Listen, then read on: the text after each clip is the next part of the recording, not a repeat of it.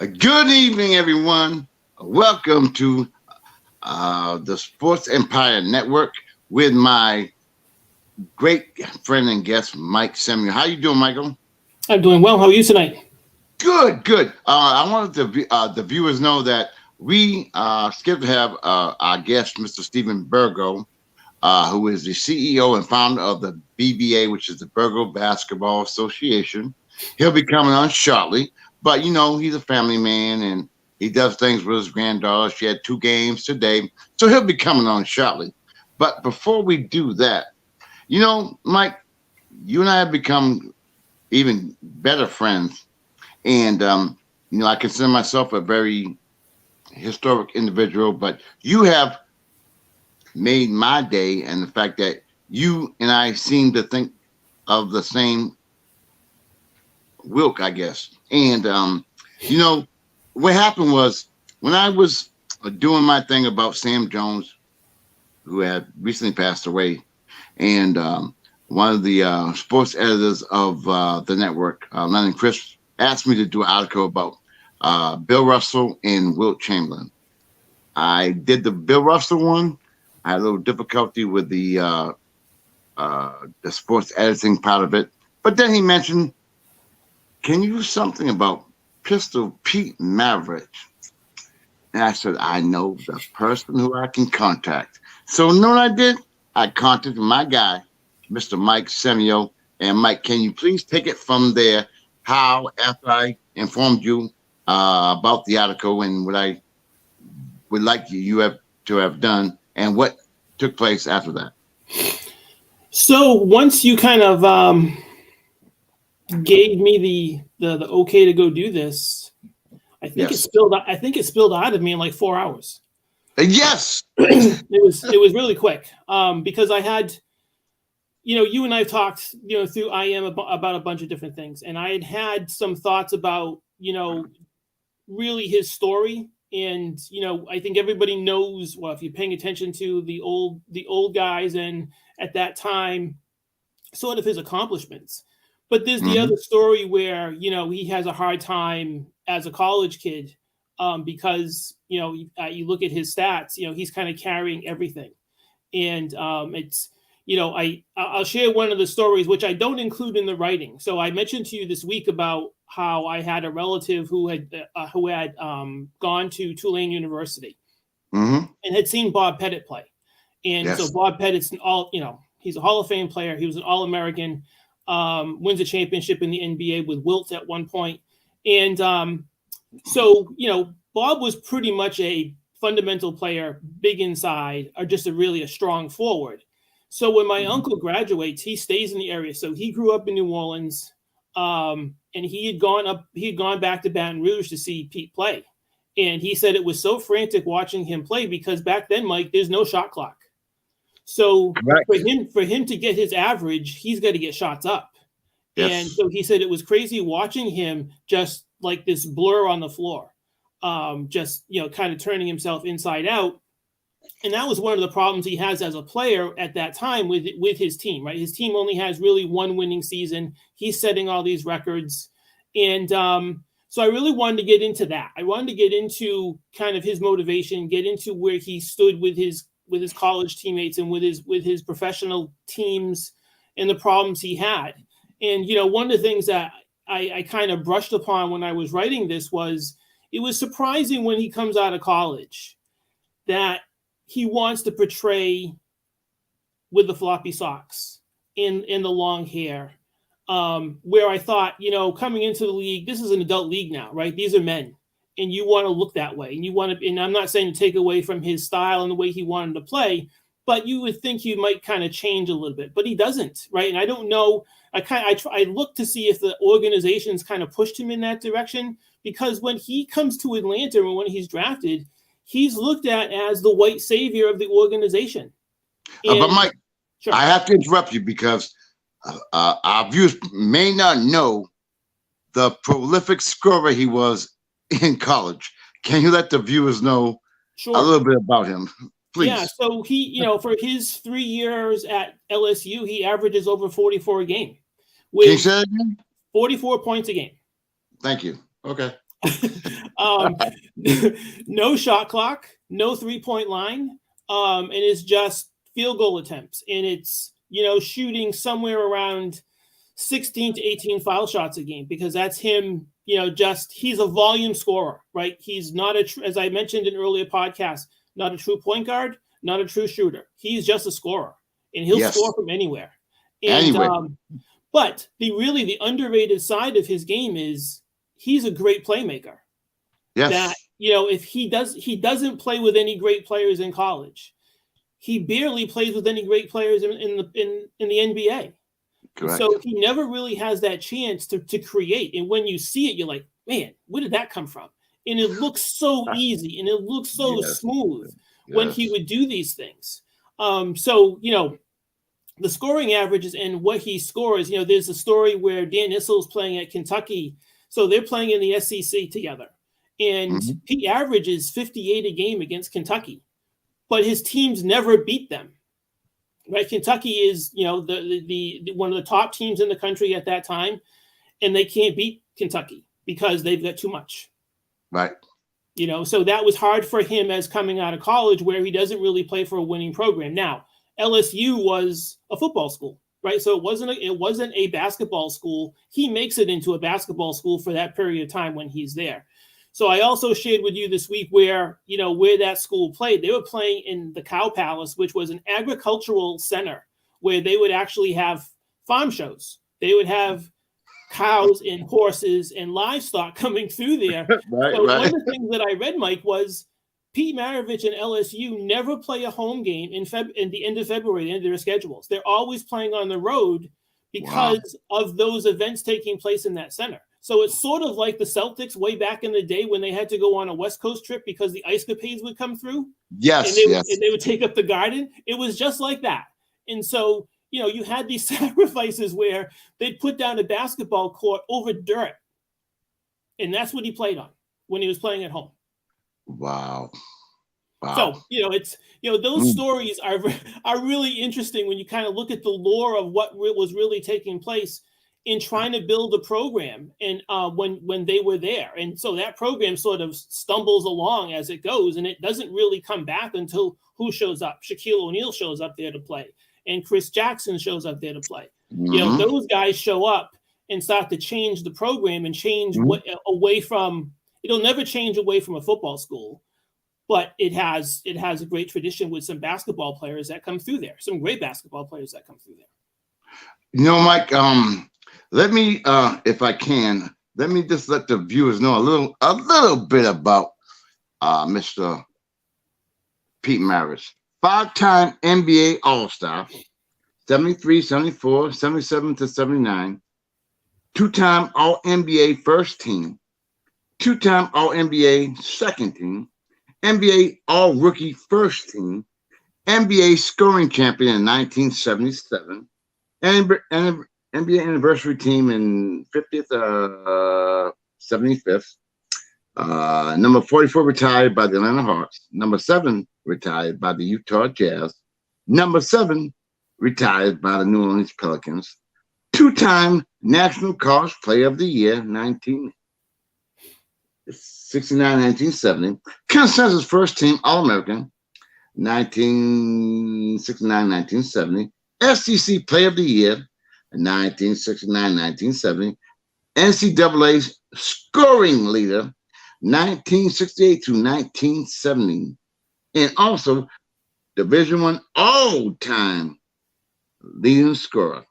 Number 23 retired by the LSU Tigers. First Team Parade All-American in 1965. He was born by his father, which we all know as Press, Maravich, and it goes on. I know you know way more than I can tell. So when we go from there, what do you want to talk about after that? Well, I could continue on that if you'd like me to continue. So let me just another quick story. So Thanksgiving of 78, my family goes to visit my relatives in New Orleans. And my uncle, who was connected at that time, we get tickets for 2 games to see the Jazz play in the Superdome, Mike. Wow. Just crazy walking into that place. So the first game was against the New Jersey Nets. And the great player that they had at one point was Truck Robinson. And Truck Robinson goes for 50 that night. 2 nights later, I see them play again. I see them play the Golden State Warriors. And Maravich goes for 33. And at that point, he's dragging his leg around with a knee brace on his left knee. So he's nowhere near what he was prior to that injury. And that's sort of what ends his career pretty quickly. But it was great seeing those teams play and seeing that facility. Being in the Superdome was, I couldn't stop looking around because they cornered off a side of the dome itself to put the basketball court. It was like walking. I can't hear them at all. I'm trying to get in. I can't hear them. Go ahead, Mike.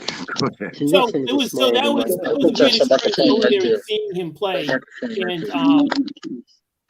And it was totally unexpected that we had tickets to go. And so I see them, that little mic, it looks like a in microphone. 3 days I see them play twice. And so that's really the last time I've seen them play there or play with the Jazz. I saw him play a bunch of times when he came with the Celtics. So yeah, it was sort of sad seeing that, because he was pretty beat up by that. But right here, baby. 33 in the game. No, not the microphone. The speaker. See that little speaker up there? We have a little difficulty here with Mr. Stephen Burgo. So, that's how things. Hey, we keep it real here. So go ahead, Mike. So back to kind of his college stuff, where he's his competition within the SEC, his competition nationally. And one of the sad pieces of this is that I'm in the stream thing. You mentioned his stats earlier. I don't know, babe. I haven't put it on there. Nothing I know. Where his career starts taking a weird turn is he's not the number one pick coming out of college. He's not the rookie of the year. I know, babe. When he comes I can't get it to undo. And so you know what your login Facebook is. It was weird watching his career from that point on. And when I mentioned earlier about when he Asperger at Comcast.net. NBA, yeah, it's really tough for him because it's an organization that had only been in Atlanta for a couple of years. It had been in St. Louis most of at its inception, and a lot of older NBA players were there, and they didn't really take to him at all because they paid him more money than all those guys. And Mike, that's what I want to talk to you about, because I recall my first time becoming knowledgeable about Pete Maravich he was on the cover of the Sports Illustrated. And I know that he had a hard time getting along with his fellow teammates because, as you said, he made more money. He was more flamboyant, but he was a phenomenal athlete. And I don't think he really took to Atlanta. I think he was better suited for New Orleans than he was Atlanta. What's your take on that? Well, I don't even know if he was suited well anywhere at that point, because I thought, he was used as a piece to promote. It really wasn't to drive a good team. And I think that's what sort of, he goes sideways a little bit with that, where if he had gone, and not to say you can play for the Celtics your entire career, but if he'd gone to an organization that had winning traditions and they were pretty stable financially within their organization, I think that would have benefited him better than what actually took place. I think it was hard.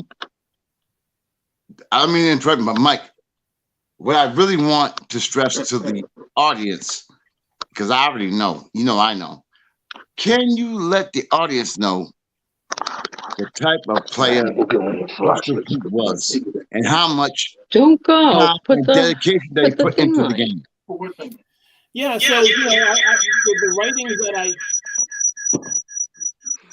that I went through, I classified him as a prodigy. That that ball was given to him by his dad, and the drills that were given to him, he just took to it because he saw his father practicing out in the yard, and he wanted to be with his dad. And so he goes out and he starts learning all this stuff. He gets pretty good at it, and it's 6 to 8 hours a day that he's practicing. Yes, correct. Rain or shine, he's outside. He's finding some gym to go shoot at. So that time and that effort, really projects itself when he goes into high school and he goes into college. where no one's worked that hard. And so I sort of kind of gravitated to that where, okay, that's the work that needs to be done. Now, I am not him, right? But I looked at that work as far as this is what I need to do. This is how this have to work. So, as far as a player goes, he sacrifices a lot because he doesn't have great players around him. And, he's always playing with older players, right? When he's in junior high, he's practicing with varsity players on a high school team that his dad was coaching. When he's in high school, he's playing in practice with Clemson University with their varsity where his dad was coaching.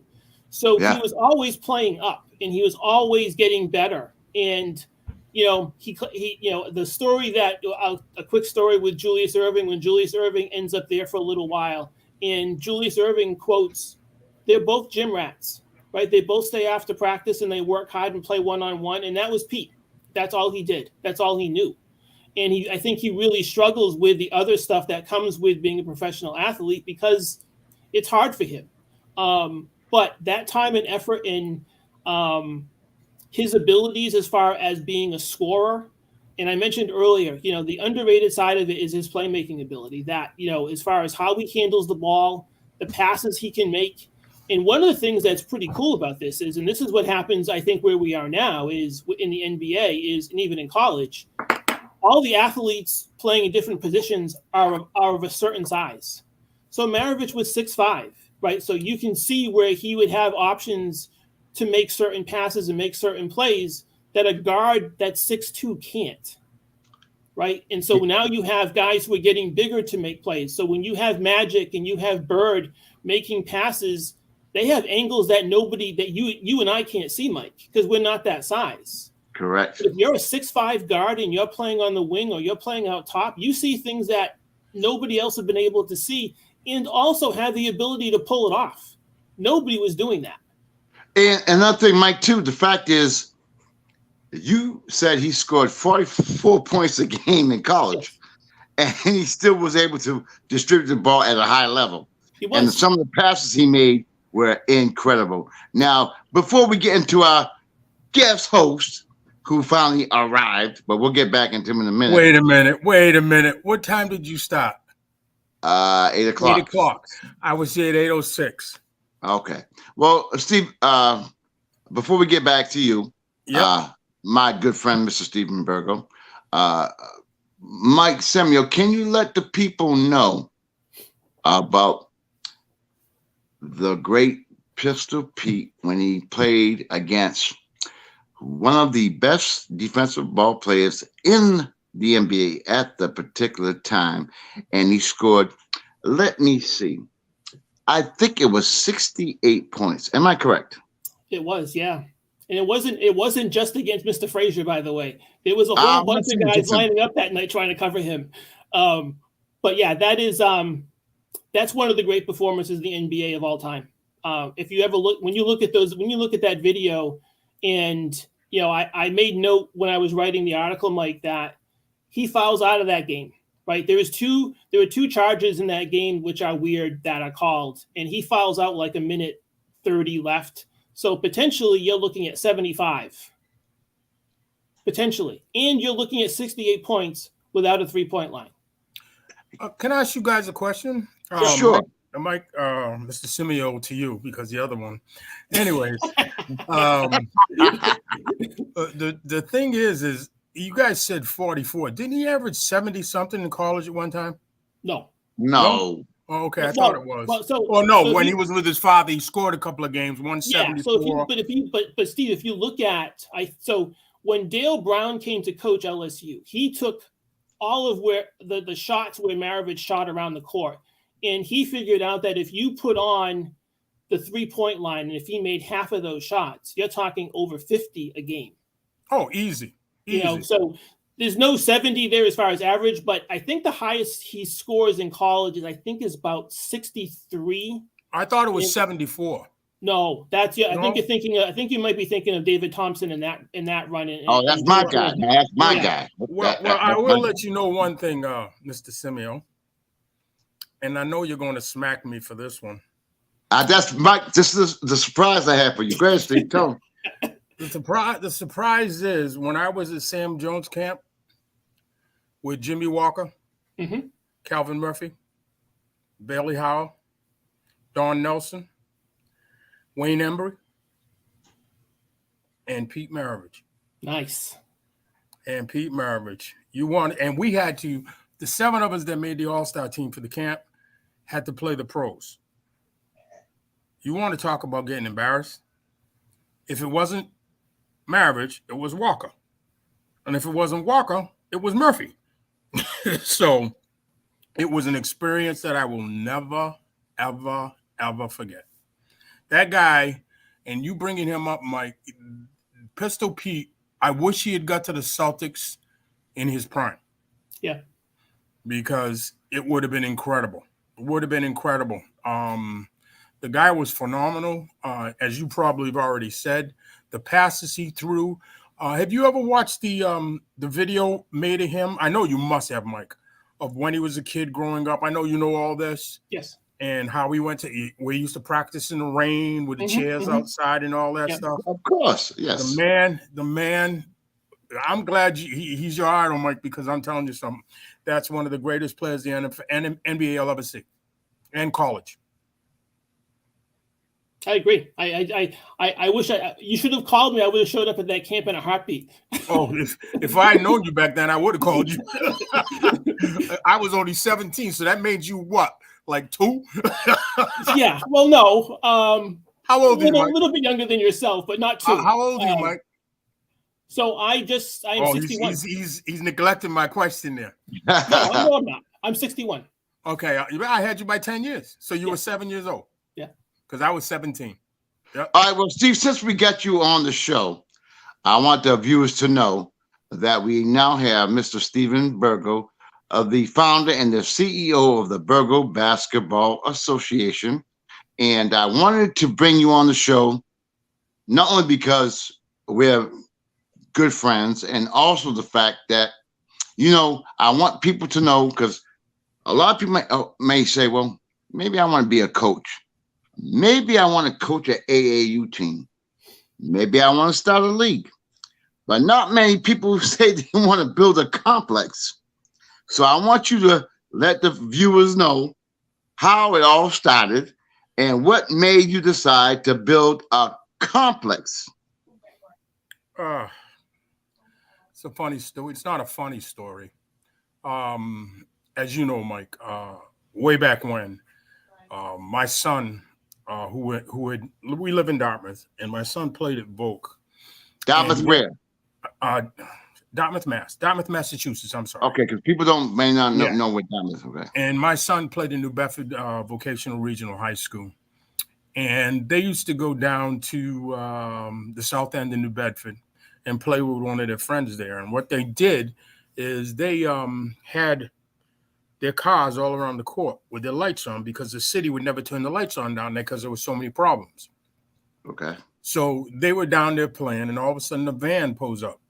They were playing for about a half hour, I guess. And the van pulls right up on the court. 2 girls and a guy. The 2 girls had machetes. The guy had an automatic. Got out of the car and stopped the game and started giving the kids a hard time, telling them they were looking for a certain drug dealer.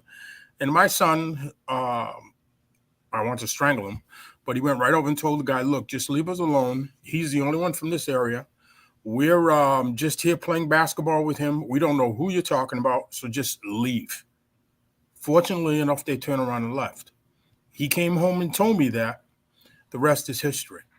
I told him that I'm tired of the nonsense going on, because there was an issue at Button Park in New Bedford the week before with drugs. And I said, I'm tired of the nonsense going on. I'm going to build someplace safe for you guys to play. And my son looked at me. I said, I'm building a full court in the backyard. And he looked at me and says, yeah, right, Dad. I said, okay.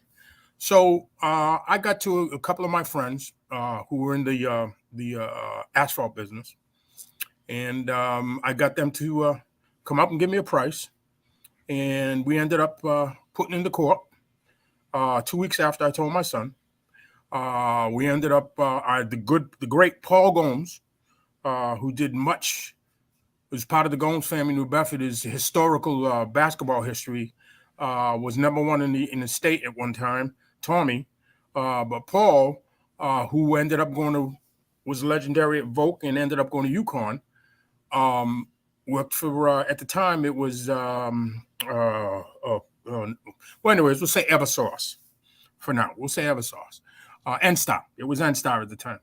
And Paul came up and put the light poles up for me. My cousin Ken came in and did all the electricity, and I bought the lights and we put the lights up. And then I went to Voc and I had New Bedford Vocational Regional, had bought the steel. I bought the steel and they made all the bleachers. And we started a league here. Well, the league didn't start right away. I had 30 kids that came play the first night. The following 2 weeks grew to 50, 60. After that, I had 70 kids in my backyard. So I told my son, time out. He goes, what's the matter, Dad? What's the matter? Too many kids? I said, nope. I said, we're going to form a league. And so Billy Johnson turned around and said to me, I said, well, we'll call it the Neighborhood Basketball League. And he goes, I don't know, Mr. B. And I said, well, yeah, you're right, because it's NBA. So there's already something NBA. And Billy looked at me and said, Mr. B, how about BBA? And I said, what's BBA? He goes, Burgo Basketball Association. Oh, at the time it was Burgo Basketball League. So that's what we did. First year we started with 72 kids. The next year we went up to 120. And for 10 years in my backyard, you refereed there for all the years. You've been around me for the 26 years, unfortunately. Anyways. we won't go there. No, yeah, we won't go there because I don't want to embarrass your national law. Anyways. Okay. So we started the league, and we had the league here for about 10 years. Now it gets crazy because about the 8th year, I turned around, Mr. Simeo, I turned around and told Mike, I said, Mike, you know what I'm going to do? He said, what are you going to do? I said, I'm going to build a basketball complex. He looked at me and says, yeah, okay. I said, no, I'm serious. I said, I'm going to build a basketball complex. We're going to get some land from Dartmouth, and I'm going to build a complex. And here's what I want to do. And I explained to him what I wanted to do. And I won't say what he said to me because he thought I was out of my mind. But we did it. We did it. We started with that one big NBA court, which is 94 feet. And the next year we put 2 more in. And the next year we put 2 more in. And then we put the volleyball court in, the sand volleyball court. So now we're up to 5 courts. But Steve, now this is outdoor, am I correct? Yes, all outdoor. And if anybody wants to check out, you can go online to bbabasketball.com. That's bbabasketball.com. There is some aerial pictures from a friend of mine who used to be a state trooper who used to fly helicopters, who flew over and took a picture of the complex from up above. And it's a beautiful, beautiful picture. Beautiful picture. And now, where we had 120 kids in my backyard, we now have 120 teams. And how many kids do you think that ends up being the result of? Like over 1,000? It ends up being 1,500 to 1,700 kids with all the camps and the training and all the stuff that goes on. It's quite a bit. It's quite a bit. And, as you know, I was an executive with Sears for 32 years. Correct. And I left Sears in 2004 to finish the complex. And when we started it, and I always had intentions of going back, but when I got this started, it got to be a full-time job, which I don't get paid for. And we know that. We know that. Yeah, you know that, but a lot of people don't believe that. But anyways, I love doing this job. I work harder at this job than I did at Sears in all the 32 years I was there. Mike, you worked right beside me, digging the holes and running the pipe and all the stuff that we did. If it wasn't for my friends and my family, this would not have happened. And I consider you to be one of my best friends. Well, I'm not too fond of that. But anyway, what I'm trying to say is, go ahead. Hey, Mike, this is how we joke like this. They don't even know about the other shows we have. Mike, I'm trying to be nice to him. Okay. I haven't even got into the stuff that the people want to know about him. All right, but we have another guest, Mr. Mike Samuel, which we'll get him involved as well. But I can honestly say that in my 26, going on 27 years of being involved with I'm not going to see the big BBA because at first it was in your backyard. Right. So getting to know you and your family, you're a tremendous family, and you are a tremendous family person. You love your kids, your grandkids, and you love the kids in the program. And the thing about it is, I'm from the hood, as you all know, and it's great to see the atmosphere where the BBA is held. It's in South Dartmouth. It's quiet. There's no gunshots. It's just peaceful, and you see a lot of parents, grandparents, families, and you have been blessed to have the family that you have, who have contributed to the BBA as well. Your beautiful wife, Donna. I don't mean to interrupt you, but you will. Without my family, and Mike, without my wife, I would be, and the BBA would be lost. She does all the work behind the scenes. I do the cutting of the grass. I do, making sure this is done, making sure that's done. But this lady devotes her summers to getting the schedules done, getting the referee schedules done, making sure this one's doing that. All the food's in the concession. She's in the concession working with my daughters, getting the food out and all that stuff. And, I'll tell you, I'm left-handed, and without her, which she's my left hand, and mind you, I said I'm left-handed. Without her, I'd be lost. And something before I get Mike involved, because Mike way more intelligent than me. But before I get hold on. Before I get Mike involved, I've seen it firsthand, and it's a very special thing. And Steve, before we get Mike involved, because Mike will take it and bring me to a new level, can you tell some of the problems you have come across because of building the complex? And it's 5 outdoor courts, like you said, a volleyball court, a concession building, and it's in a beautiful area, very beautiful sites. I mean, it's family oriented. I mean, you can't beat it. And I've been with you 26 years, even though I don't like you. You have to keep I love your family. I love being there for 26 years, and I just want. Hey, Mike Samuel, you see the lack of hair and the grays? It came from him. But anyway, Mike, how long is this show? That's up to the boss. No, because you're asking me to explain the problems I've gone through. Yes. I don't think you've got enough time. Let me put it to you this way. Okay. And let the viewers know. I mean no disrespect to my town. I've been in this town since I was 12 years old. I'm from the hood originally. I'm from New Bedford. I've been here since I was 12 years old. I went to school in New Bedford till I was 14, till somebody blabbed and said I was living in Dartmouth and I had to go to Dartmouth High School, which probably was the best thing that ever happened to me. But the thing is why I say, and I want everybody to know, I'm 71 years old. I've been in this town for 50, 59 years, 50, whatever. I feel like, now, mind you, you're talking 1966, 67 when I came into this school. Never, ever, ever, ever, ever had a problem when I was at Dartmouth High School, as far as the color of my skin or anything. Not a problem. Could have been because I was a star basketball player. I don't know. But I was treated like gold. But I feel more out of place today in my town than I felt back then when I was 12 and 14 years old. So that can tell you part of what the problem is. Now, we've been trying to build a building, 10 years, Mike, now? At least. Yeah. We've been trying to build it for 10 years. And I will tell you something. We've been trying to buy it. They wouldn't let us buy it.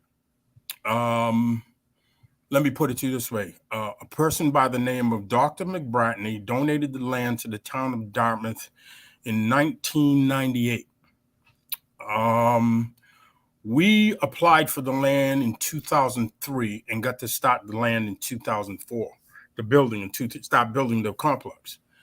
It was heck trying to get, it took us a year to get permission to do it. Okay, so the complex is running. It's been there for what, Mike, going into 19 years? Mm-hmm. Now you got to remember, what did I say? He donated in 1998, right? Mm-hmm. So 2018, we go in front of the select board. We want to purchase the land, which we were told in the beginning that we could lease it with an option to buy. So we go to purchase the land. Next thing I know, when I get in front of the select board, I'm told that they can't sell it to us. And I said, why is that? They said, because Dr. McBratney does not want you to have it. And I said, okay. I said, let me ask you questions. What were the stipulations that Dr. McBratney gave this land to the town of Dartmouth for? And because I know what the reasons were, the stipulations were. It was recreation or education. We do both. Okay, we do both. Okay, so they tell me, well, he sent a letter. Now, mind you, 1998 is when he gave him the land. We're in front of him in 2018. He sent a letter in 2018. After the fact, after the land's been the town's since 1998 for 20 years, and he states to them, I don't want Mr. Burgo and his organization to be able to purchase the land. The select board abides it. And I asked them, I said, let me ask you a question. I said, so what you're telling me is if I sold you a house 20 years ago and I was driving by with my car and I saw you painting the house gray and I like the house blue, so I have the right to come to you and say, no, you got to paint it blue. You throw me out of your yard. Absolutely, yes. Okay. So that's what happened with us trying to purchase it. So the bank told us that the only way we can build a building or they're going to finance the building is if we get a 30-year lease. Mm-hmm. Now that's the new part of it. So, okay, we went last September to inquire about the 30-year lease. Mm-hmm. So now it has to go in front of the town meeting members because that's the way Dartmouth runs. We don't have a mayor. We have 5 selectmen, and we have the town administrator, and we have the town meeting members who consist of people from all over town that were elected to be in there. I'm one of them, who proceeded to say that the town has their permission to give us anywhere up to a 30-year lease. Okay. So I said, okay, that's good. I was happy. I was tickled pink. Okay.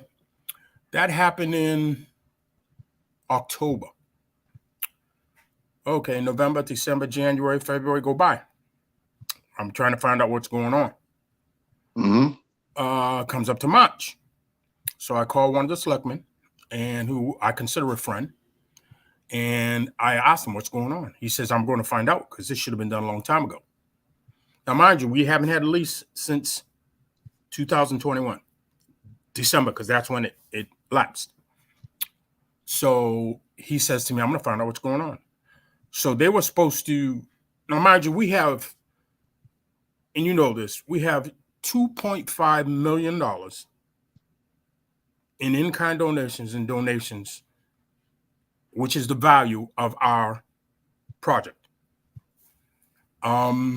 So we find out that we have to put in for a bid to get our own property or our own facility. Now, is that the town doing that? In all honesty, I got their back on this one. That's state. That's a state law that anything 30 years or more has got to be put out for bid. That's fine. So now Donna sits down for two months working on a 20, 25, 30-page proposal. We turned it in because it has to be in, mind you, I had told you, we're talking March. Okay. So now we're in September. Okay. This is how long it took for them to finally get this done. So they started it in July. They had to put it in the paper for anybody who wanted to put a bid in. Now, mind you, I could have been outbid for my own facility that we built. Okay. But needless to say, we were the only ones that bid on it. Now, Donna sat down for almost 2 months fixing this proposal, making sure everything, all the I's and T's are crossed, the I's are dotted. So you're talking 50 million questions. She answered everything that had to be answered. Okay. So now the proposal, the thing closes September 9th because nobody else can put in a proposal. We find out we're the only ones in. So we're in what, December? All right. October, I get a letter, email, with 8 more questions.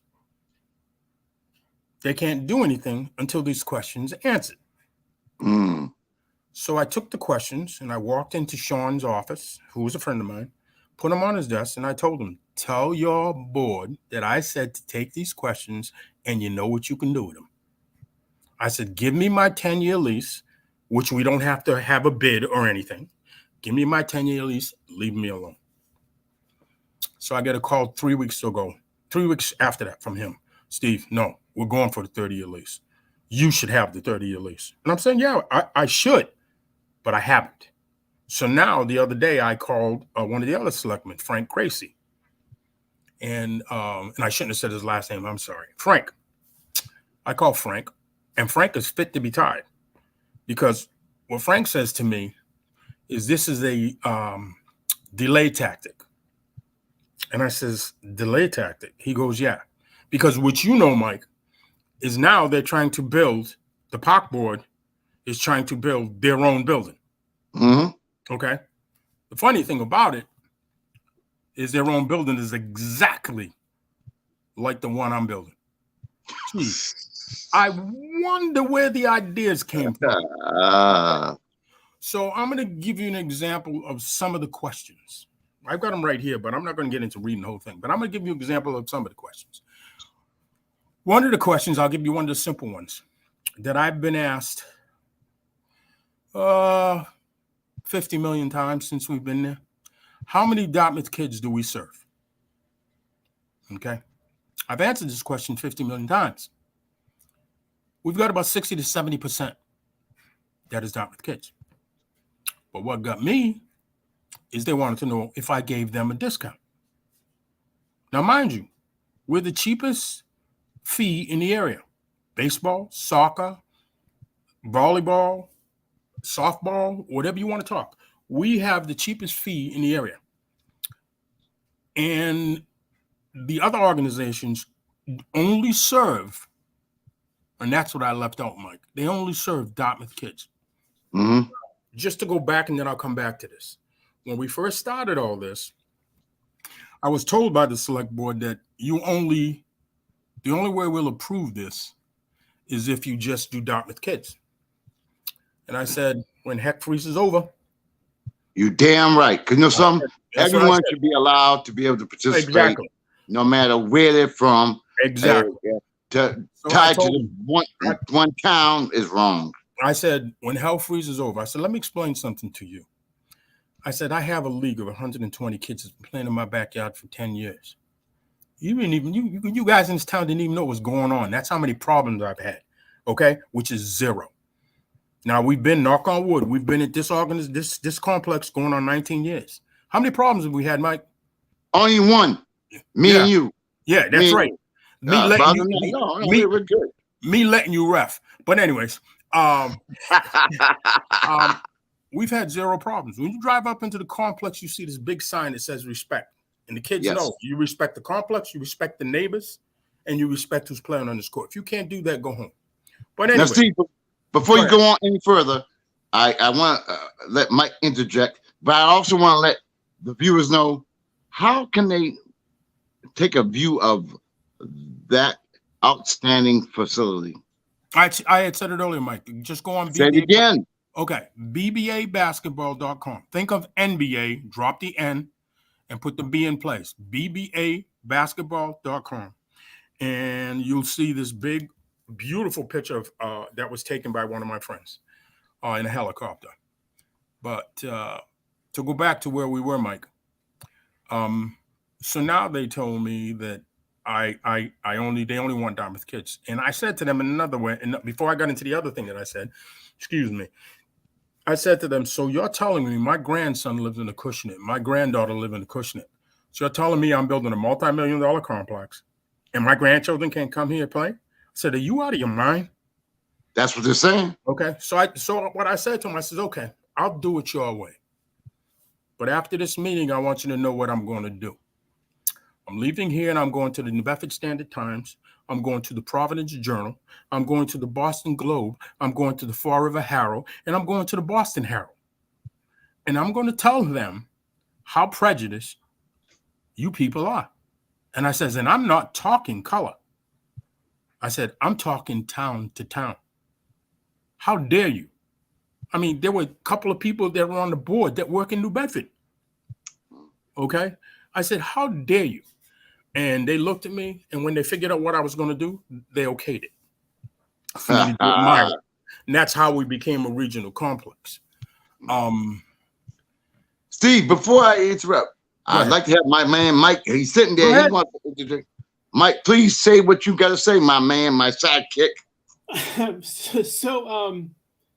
It's disheartening for me to hear what has taken place in and around New Bedford and the city parks, right? Because we all have our stories about playing there and just in that environment and what it kind of fostered for all of us.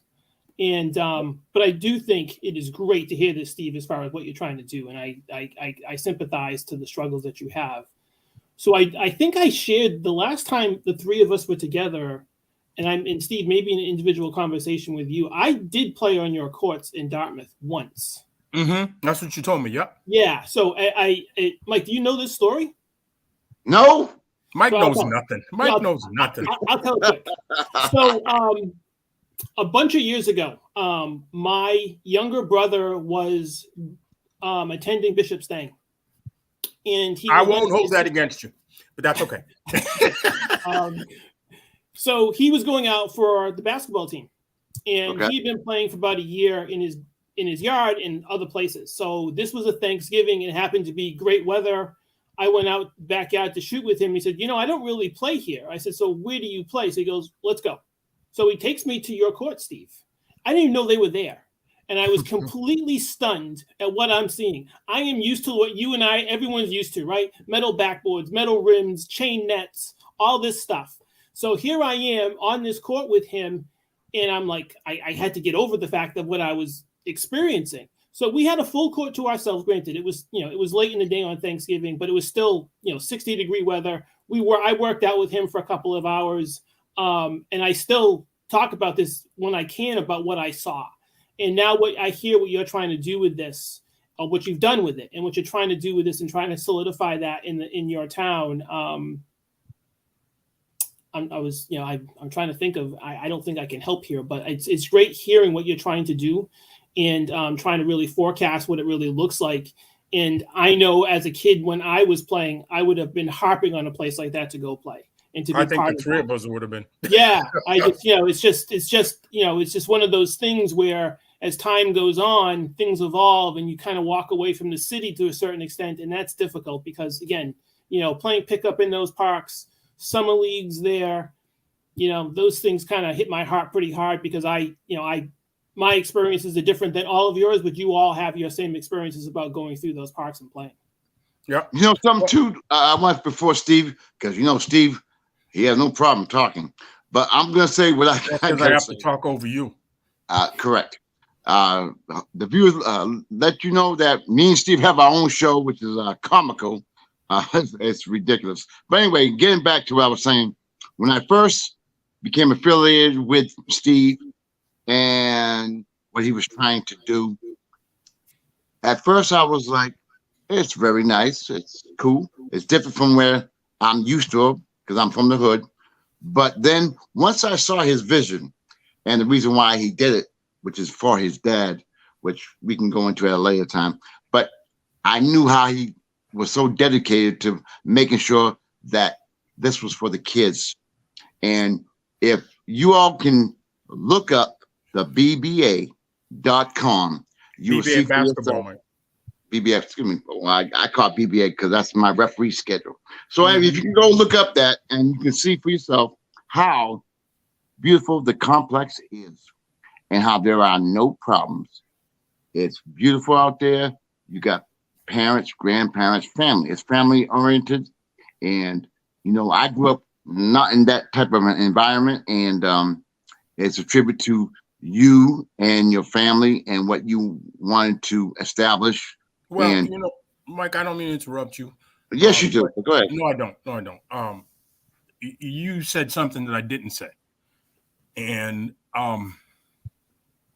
there's no person, there's no being that I owe more to than my dad. Absolutely. And he is the one, which I neglected to say because I told you guys about me telling my son and everything. But when all these guys were out there playing, my father's sitting on my deck in the back of the house. We're watching the guys play. And my father says to me, "You're going to start a league." And I looked at him and I said, "You're nuts." I said, "Dad, with all I'm doing, I'm on the road at Sears, going back and forth here." I said, "I don't." He says, "Find the time." He said, "Because if you remember, you had a league in New Bedford. And there hasn't been something here since 1977. Okay. And the person who had that league in New Bedford is a very good friend of the both of ours, Mike, and Mike Simeo knows him also very well, is Pete Brito. Mm-hmm. And he's one of my inspirations beside my dad for doing this. And I just wanted you to know that, yeah, Mike, you're right. This was because of my dad. This was my dad's idea, okay, for me to start a league. So I just wanted to get that out there. And something, that's why, I've seen you from the beginning. I was there when the Compass first was established. I was there when the first shovel, if you remember. We won't talk about the thing that you didn't know anything about. We won't talk about the incident. Oh yeah, but I didn't think you want to. No, we don't have to go into detail. Mike, remind me to tell you about that. That's another show. But I was there from the beginning, and I got to see the growth. I got to see the end result, which we're not ending yet until the building's built. But I got to see what I see, and I've been there 27 years. And I tell you what, I have never enjoyed myself more than hanging out with the Burgo family, the kids, the parents, the grandparents. It just brings a whole bunch of joy to me, and I'm going to be there for as long as I can. And that's why I wanted you on the show, to let the viewers know what things can be, what things can be. And anybody can do, accomplish anything they want. You just got to be lucky enough, like me, to have a lot of good friends, to have a great family, to have a lot of good friends like yourself, Mike, to stick it out. All the times that we've been there. We're trying to get this building built, and what most people don't know is this building is going to house 5 indoor courts, 1 court, which is we're different than almost anybody else in Massachusetts, because we're going to have 1 court that's going to sit 12 to 1,600 people. And I want that there for AAU tournaments and stuff like that.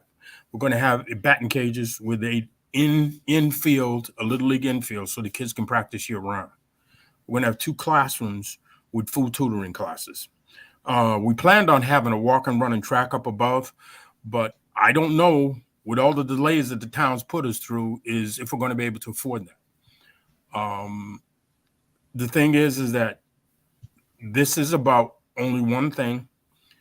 Will always be about one thing. And as long as I'm here, it's about the kids. And Steve, I can truly attest to that, because I am a witness. I have seen, you give me a hard time, But as far as anything else, I mean, I'm supposed to do that. No. Yeah. But you are great with the kids. The kids truly love you, and they love your family, and it's a family atmosphere. And growing up in the hood, seeing things like that, I think of what can be, what might be in the future, and Well, you hopefully and I we can both do it. see what can be. I mean, Mike knows. Mike knows. He's been there. I mean, Hey, let me tell you something about Mike Samuel. Let me tell you something. oh, he's been there. He knows. Believe No, me. but I'm talking about he's been to the courts. Okay. Yes, The other 3 people that have been to the courts, and the weirdest thing, the words out of their mouths was almost identical. Reggie Williams played beside Patrick Ewing to win the national championship. And he played for the Clippers for many years. Yes, Denver Nuggets. Avery Bradley. Another one. Who did 2 camps there. Yes, sir. Nate Archibald. And the weird thing that was said by them is, we have played all over the country. We have never seen anything like this. Well, Steve, that's a big compliment as far as I'm concerned. I mean, how many 5 outdoor courts in the condition and whereabouts where it's at there in the country? I don't know of any. I mean, I ain't traveled all over the country, but to me, that is, as far as New England's concerned, I think that's the best outdoor complex, bar none. And the fact, I did tell you that Scalabrini talked to me. Who's that? Again, people might know who that is. Brian Scalabrini, formerly played for the Celtics. The redhead. They used to call him the redhead. Who's now announced the broadcaster for the Celtics. He's one of the broadcasters with Mike Gorman. Yes. And he wanted us to come down, and unfortunately we haven't been able to meet up yet. He wanted to come down and see the facility because he wanted to do the big 3 outdoors, because we have the electric scoreboards, we have the glass backboards, we have the NBA size court, the 4 high school courts, and he thought it would be a great thing to do. So I'm still trying to work on that. Don't know if it's going to happen, but it would be something nice to do. Now, Mike, can you please interject, because I know you have something to say, my man, Mike. I do. So Steve, when you're talking about different projects coming through there, I'd be curious to understand and learn about, sort of forecasting what it looks like for other events to come there. And specifically, I'm talking about the outdoor stuff, not the indoor struggles you're having, but, down the line, what does it look like? And, you have camps that go through there. You have leagues that go through there. Anything else you'd like to include there as far as what's really taking place in the area, or within, regionally in Massachusetts or in New England? The problem, and Reggie Williams, the one who said this to me, he says, Steve, how come you don't have AAU tournaments here? He says, because they do it in Washington, Maryland. Mm-hmm. And I said, I don't know. I've never seen an AAU tournament outdoors. I thought about it. The only way I'll do it, Mike, is if our building is there. And the reason I'm saying, because we can't guarantee the weather. Right, that's true. You know what I'm saying? Mm-hmm. Would I rather? I don't know how you guys feel, but I'd rather play outdoors than indoors any day. Okay? In the summertime. In the summertime. Because if you can hit outdoors, if you can shoot outdoors, you can shoot anywhere. Okay? And that's what I stress to a lot of my kids. There are all kind of things I'd like to do there. We have 2 sand volleyball courts. They train. We have 2 people that train volleyball players in the area to help the kids get ready for high school. We were supposed to have 2 tennis courts, but we ran into a situation there, so that's been put on the back burner. I would like to put some tennis courts with pickleball courts there. I would like to run a couple of big tournaments there. But I will tell you this much, Mr. Simeo, is that I will not, and Mike's gone on my case for this a few times, but then he finally understood, I will not run a money tournament. I refuse to. because with a money tournament comes a lot of crazy people. Yeah, I was gonna interject there that could you're creating a problem before you even know it. Once Exactly. Yeah, exactly. I mean, we had one in our area that was done a couple of years ago, and there was a shooting. Nobody luckily got hit, but it was over basketball, over a game.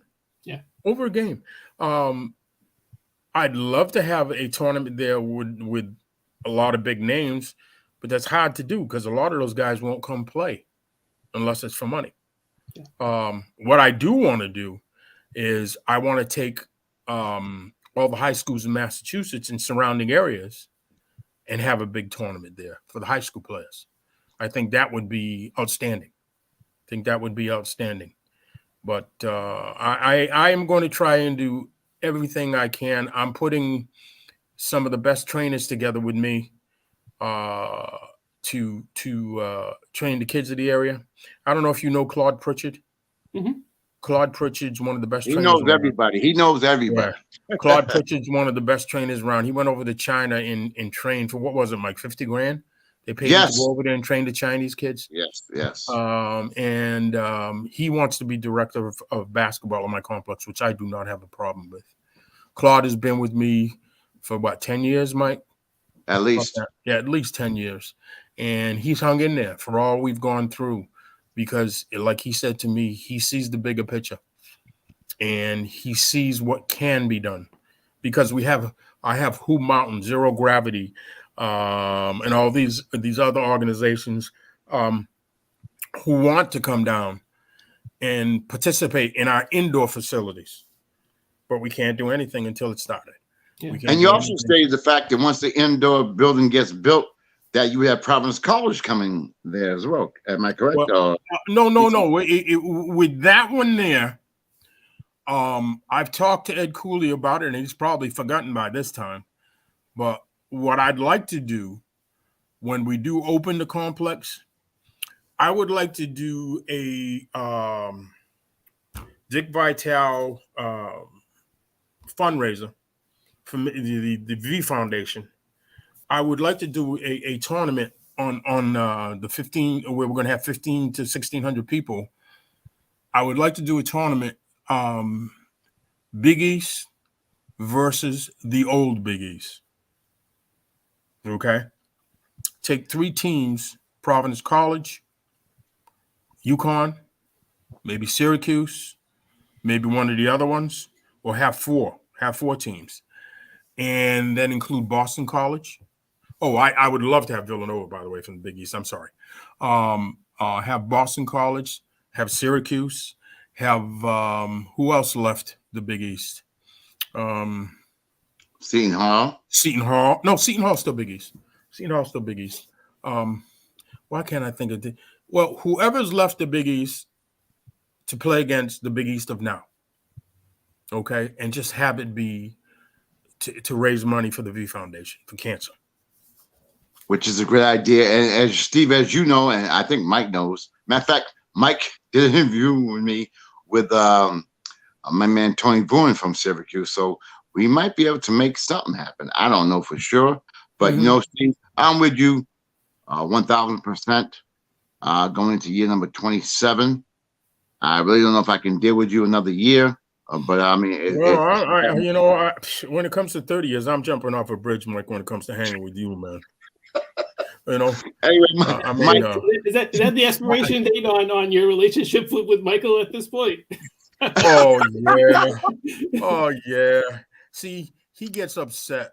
Because there's 2 things the audience doesn't know. You know, he said it himself that him and I have a show. We haven't done it for a while. When COVID came in, it kind of threw things into a tizzy. But for me doing his show, his mother. Oh, man. He gets so aggravated, Mike, because his mother tells him how much she loves me. And she's so happy that I pick on him like I do. His girlfriend is the same way. And he won't even let me talk to her on the phone anymore. No. Because she's always on my side. Correct. But anyway, getting back, our show was really entertaining, to say the least.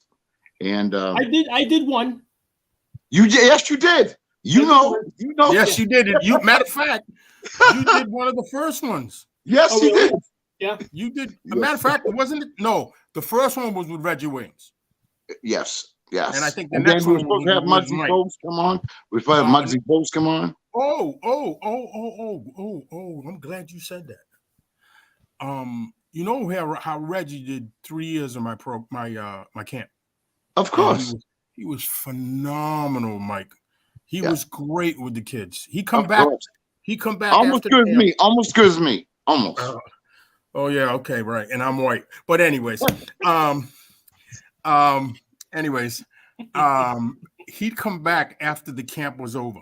Yes. Okay, he'd be back at his hotel. He'd call me up and say, "Hey, Steve, can you come pick me up?" I said, "What's up?" He says, "I want to come down and watch the kids." I said, "There's a lot of kids here." He goes, "I don't care."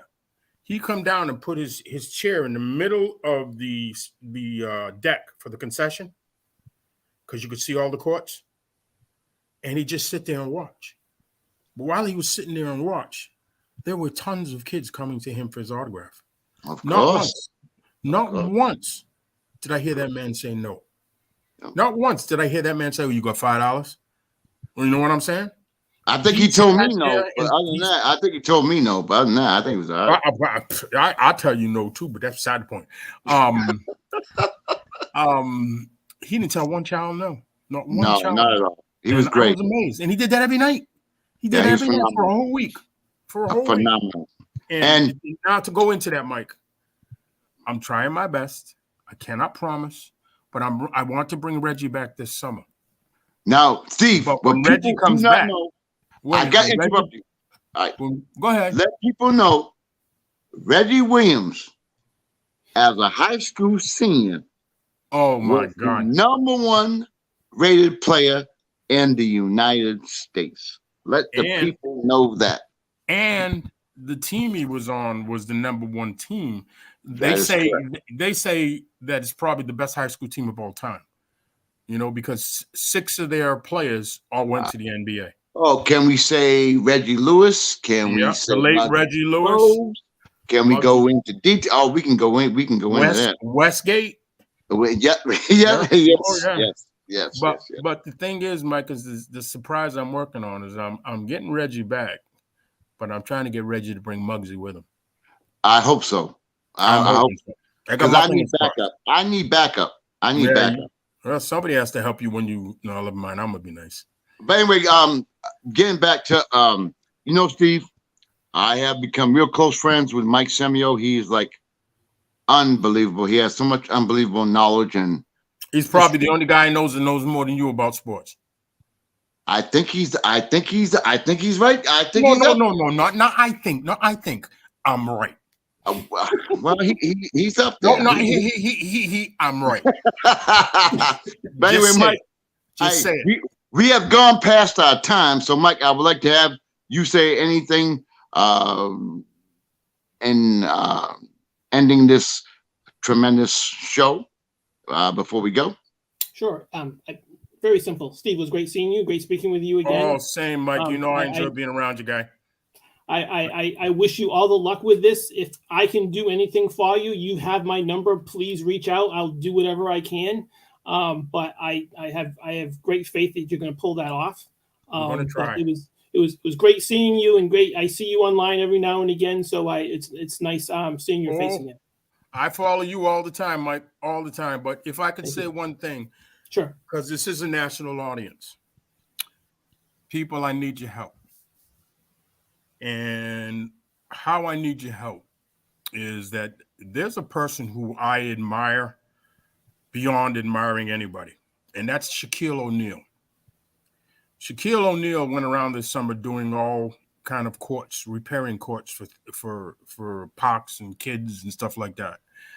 I am trying desperately to get a hold of this man. If anybody has a way, I've tried online and everything. If anybody has a way, if you can let Mike Concesio know, he'll get it to me, because I would like to meet with this man for 5 minutes, just 5 minutes of his time, so I can explain to him what we're trying to do and if he can help us in any way. Because as far as the money coming from around here, it's not happening. So Go ahead, Steve.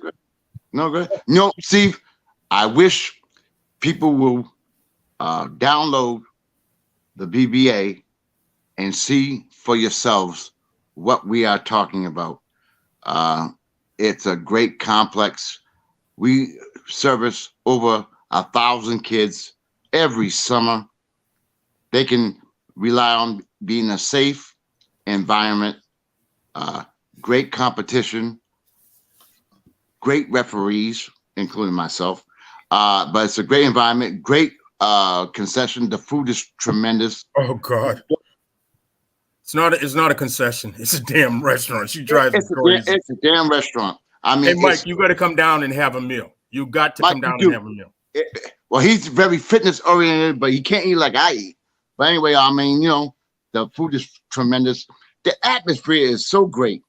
And I now that we're on national, as you said, I want to thank you, Steve, for getting me involved 26 years or so ago.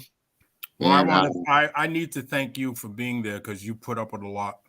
And I'm not being wise about that. I mean, we had a lot of hard work to do.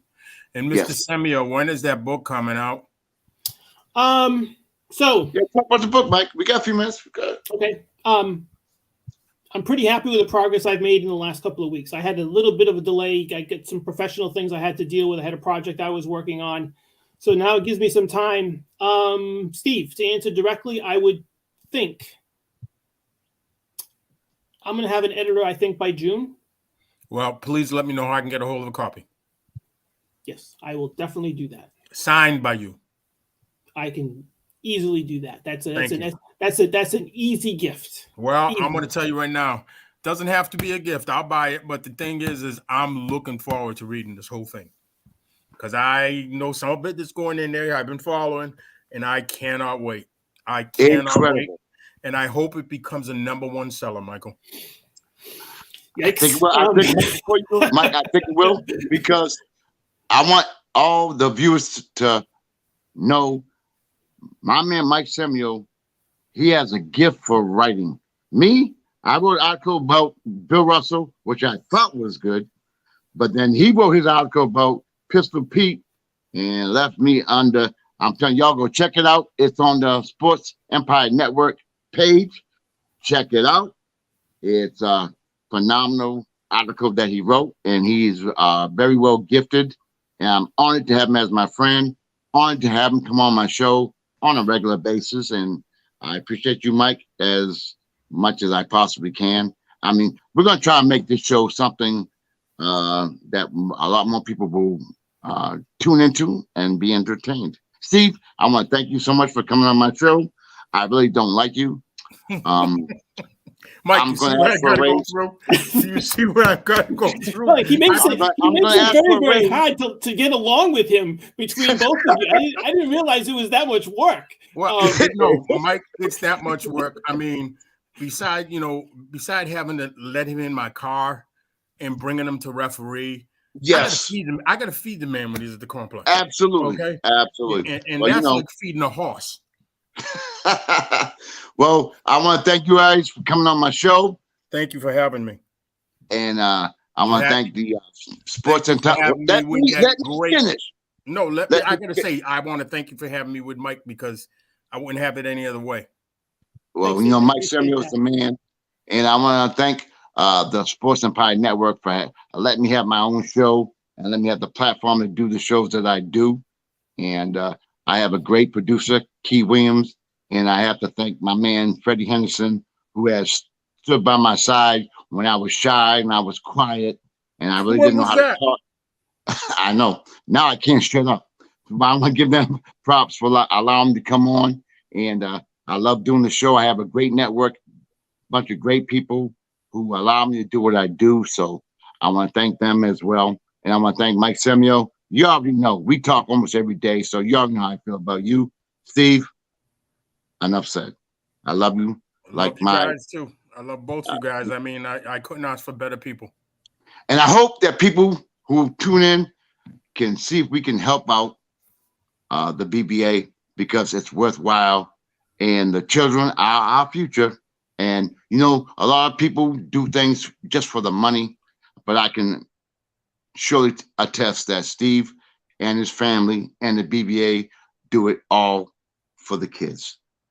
Just go and check it out for yourselves and find out for yourselves. More than welcome. Anybody is welcome. Anybody. Again, one more time, Steve, how can they get BBAbasketball.com. That's BBAbasketball.com. And Mike, how can they check you out besides on my show?